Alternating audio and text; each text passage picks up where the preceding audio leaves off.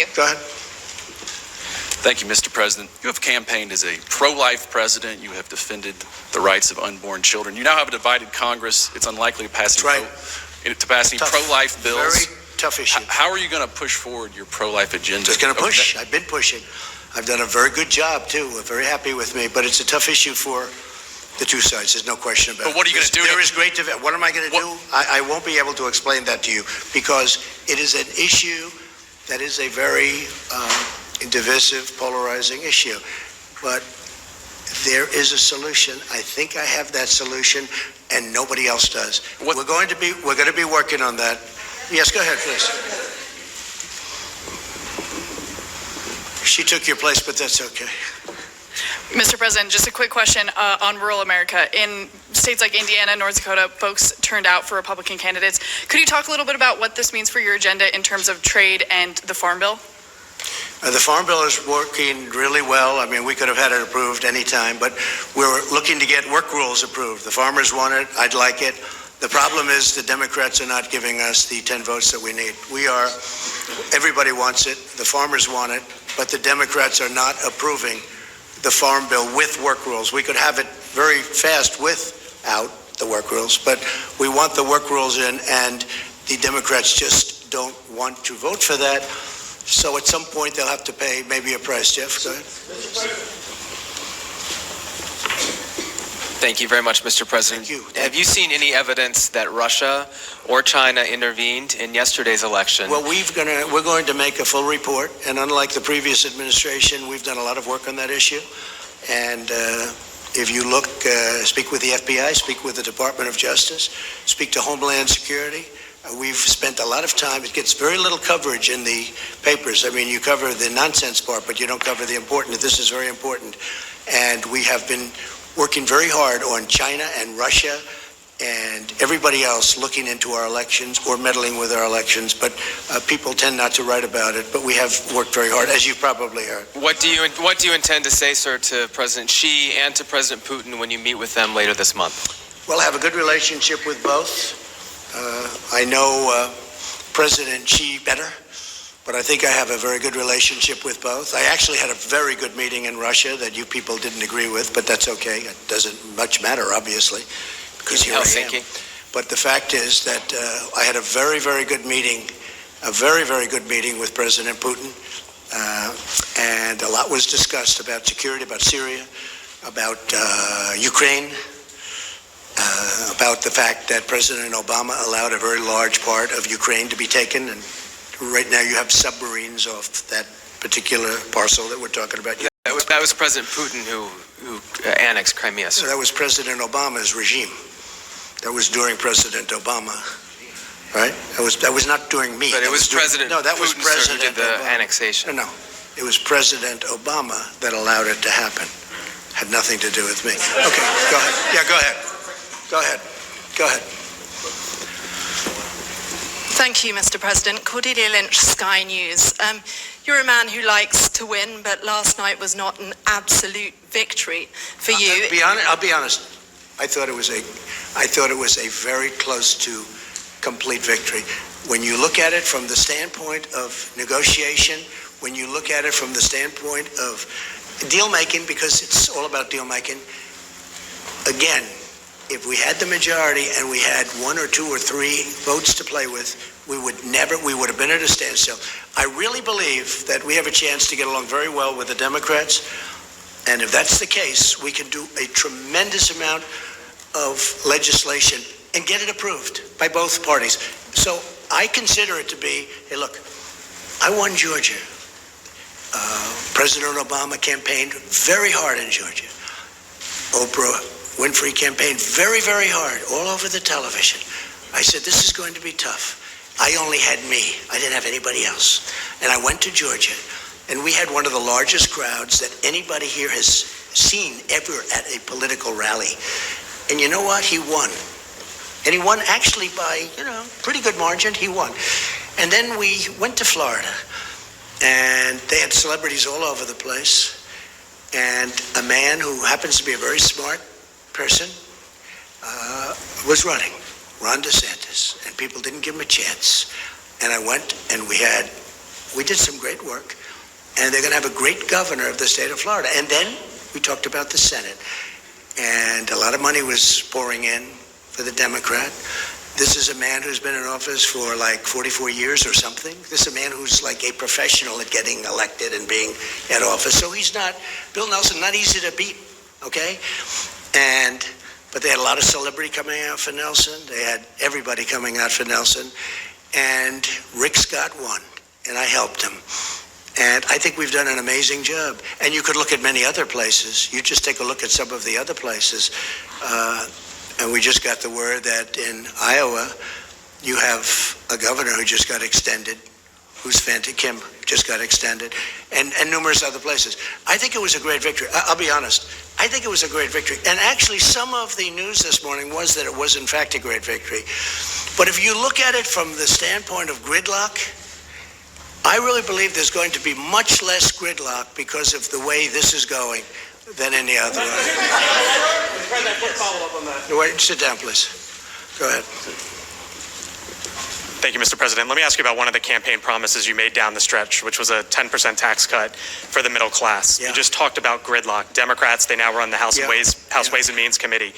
If it means a tax cut of some kind for the middle class, but that means raising rates elsewhere, corporations on the wealthiest, is that a trade-off that you would be willing to make and able to enact the middle class tax? You know that this will have to be now proposed, because if we did it now, we don't have the votes in the Senate. We would need 10 Democrat votes. We probably couldn't get them. If we could pass it very easily in the House, but there's no reason to waste time because you don't have the votes in the Senate.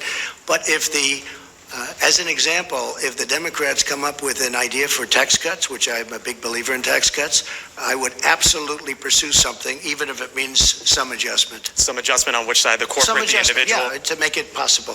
But I would love to see a tax cut for the middle class.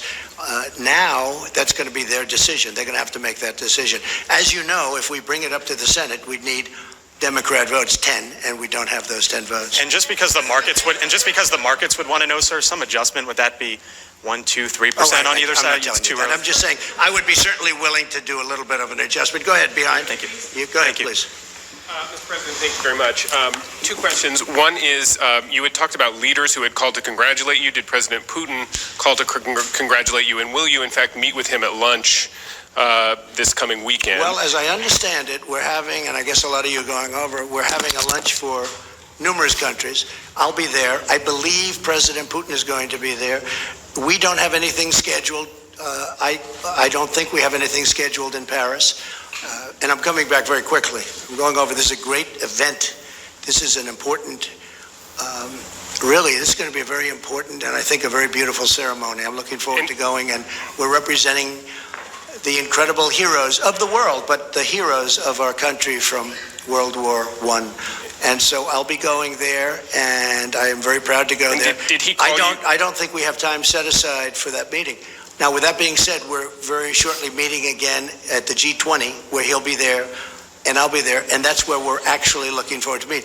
We will be having a lunch, but I think there are many people there. And did he call you to congratulate you? And if I could also just invite you, since this is quite a gathering we've got here, to go ahead and talk about the staff changes that you expect in the White House while we're here. We're eager to hear about them. Is General Kelly going to stay on?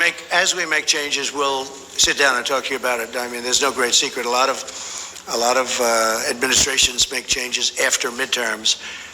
I will say that for the most part, I'm very, very happy with this cabinet. We're doing a great job. But what about in the White House? What about in the White House, sir? You've got a lot of White House staff. Some have been talking about leaving. General Kelly has been rumored to be leaving. No, people leave. And is that going to happen? People leave. I haven't heard about John Kelly, but no, people leave. They come in. They're here. It's a very exhausting job.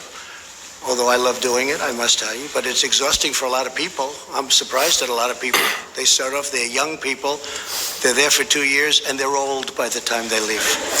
It's quite exhausting, but I love doing it, and I'll tell you, there will be changes, nothing monumental from that standpoint. I don't think very much different than most administrations, and we have many people lined up for every single position.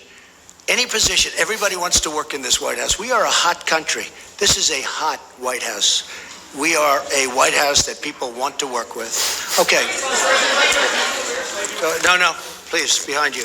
Go ahead. President, this has been a very challenging campaign. This has been a very challenging campaign. Very challenging campaign. It has involved quite a lot of abuse and a lot of violence. People have died during the course of this campaign. Right. Is there any way in which you think the temperature could be lowered? Perhaps peace could break out with the media? Perhaps your bipartisan relationships across the House and the Senate may now produce some change? Or are we going to have more of the same? It's a very fair question. Look, I would love to see unity and peace and love and any other word you want to use.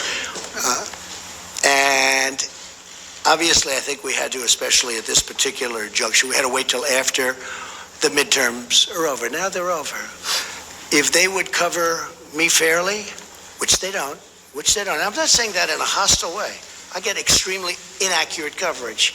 I can do something that's fantastic, and they'll make it look like not good. And I don't mind having bad stories. If I make a mistake, cover it. I would like you to cover it fairly, but cover it. But when you do something terrific, look how little the economy is talked about. A poll came out this morning talking about how little the three networks, I don't think they included CNN, but how little the three networks talk about how good the economy is. How little. Almost not at all. If President Obama had this economy, and by the way, if that administration through somebody else kept going, you would have had negative 4.2 instead of positive 4.2% growth. You would have had negative. It was heading down. But here, the point is this, excuse me. I would love to see unity, including with the media. Because I think the media, I'll be honest, I think it's a very divisive thing for our country. And you would be amazed at how smart people are that are reading your stories and seeing your stories and watching. You'd be amazed how perceptive and how smart they are. They get it. And it really does bring disunity. I didn't, excuse me. You are not called on. Go ahead, please. How about Turkey? Thank you, President Trump. Shortly after your victory speech on the historic night of back in November 2016, I asked you to what single factor you most attributed this victory to. You said you have to speak up. Sure. On the night of your victory, I asked you, right after your speech, to what you would attribute your victory. You pointed up to the ceiling and you said that it was God. Based off of that, how would you say over the last 2 years, God plays, what kind of a factor he plays in the day-to-day execution of the office of the president? Well, God plays a big factor in my life, and God plays a factor in the lives of many people that I know very well in this room, like your vice president. God plays a very big role in my life. And one more back to quick follow-up. Which loss last night surprised you the most, and which of these unsuccessful candidates are you most likely to consider for Nothing a future administration? Politics. Would you but there were some losses last night, and there were some victories last night that have been incredible. I mean, there were victories last night that nobody would believe, especially based on the suppression polls. They had a lot of suppression polls. Would you? And there were victories last night that were very surprising, but I'm not going to pick out special. Would you consider any for It's a tough post? enough for those people to have. Would you consider any for an administration post moving forward, as one of the very few of the 3.7% unemployed? What? Would you consider any of the people who lost last night for a post in the administration in the near future? I know a couple of very good ones. Yeah, I would actually. Go ahead, please. Mr. President, I asked you on Monday if there was anything that you regret in your first 2 years. And you said that at times you could have and should have used a, quote, softer tone. Your critics, as you can imagine, your skeptics, they say they're not holding their breath on that happening. Will you indeed have to change your tone if you're to get things passed through Congress after losing the House? And you also said you might extend an olive branch. What would that look like? I would love to have. I'd be very good at a low tone. But when things are done not correctly about you, written about you, said about you, on television, on wherever it is, you have to defend yourself. I would love to do very, very even tones, much easier than what I have to do. I have to go around, and going around is much easier than facing somebody and being treated fairly. But when you're not treated fairly, you really have no choice. I would love to have a very even, modest, boring tone. I would be very honored by that. But you know what? When you have to fight, all the time fight, because you're being misrepresented by the media, you really can't do that. But not about the media, sir. But sir, real quickly, not about the media, but what about with Congress? Please, go ahead. Mr. President, can you just how you focus on the economic? Where are you from, please? Japan. Okay. Say hello. Say hello to Shinzo. Yes, I'm sure he's happy about tariffs on his cars. Go ahead. that's my question actually. So how you focus on the trade and economic issue with Japan? Will you ask Japan to do more, or will you change your tone? I really don't understand you. How will you focus on trade and economic issues? Trade with Japan? Yes. Well, we're dealing with Japan right now on trade. Japan has, it's a great country. You have a great prime minister who just had a very successful election. He's a very good friend of mine. He's one of the people I'm closest with. But I tell him all the time that Japan does not treat the United States fairly on trade. They send in millions of cars at a very low tax. They don't take our cars. And if they do, they have a massive tax on the cars. Japan, and I'm not blaming Japan, I'm blaming the people that were in charge of the United States for allowing that to happen. But as you know, we have close to $100 billion trade deficit with Japan. And Japan has treated us very unfairly. But don't feel lonely, because you weren't the only one. How about North Korea? How about North Korea? Thank you, Mr. President. Two international news questions. The first one, Secretary Pompeo's talks about North Korea have been postponed. What is happening there, and will your meeting still happen with... We're going to change it because of trips that are being made. We're going to make it in another date. But we're very happy how it's going with North Korea. We think it's going fine. We're in no rush. We're in no hurry. The sanctions are on. You still expect to meet Kim listen, Jong-un? Excuse me, wait. Sorry, sir. The sanctions are on. The missiles have stopped. The rockets have stopped. The hostages are home. The great heroes have been coming home. Mike was in Hawaii, where one of the most beautiful ceremonies that anyone's ever seen for the fallen. These are great heroes. Very important. When I was running, a lot of people, as many years ago as it was, in many cases grandchildren, but they were asking about that. They're coming home, and they're being provided to us as we speak. But I'm in no rush. I'm in no rush. The sanctions are on. I read a couple of times, and I've seen a few times where they said, he's done so much. What have I done? I met. Now, I'd love to take the sanctions off, but they have to be responsive too. It's a two-way street. But we're not in any rush at all. There's no rush whatsoever. You know, before I got here, they were dealing with this for over 70 years. And I guess on a nuclear front for 25 years. That's a long time. I've been there. I probably left Singapore 4 or 5 months ago. And we made more progress in that 4 or 5 months than they've made in 70 years.